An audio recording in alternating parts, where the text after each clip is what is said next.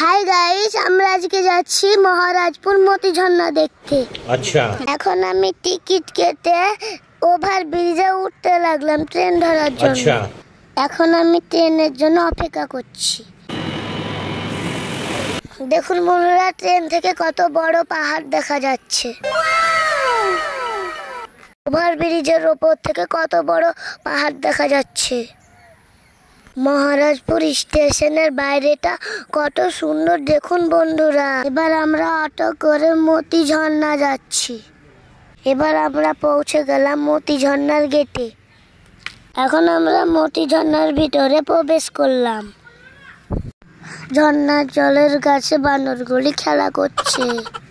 এবার আমি একটু চাউমিন খেয়ে নিলাম। দেখুন বন্ধুরা, দূর থেকে ঝর্ণাটা কত সুন্দর।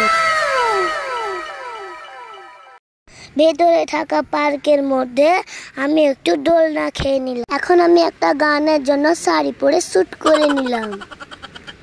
এই যে দেখুন ঝর্ণাটি কত সুন্দর। সাদা শাড়ি পরে অন্য একটি গানের জন্য শুট করে নিলাম।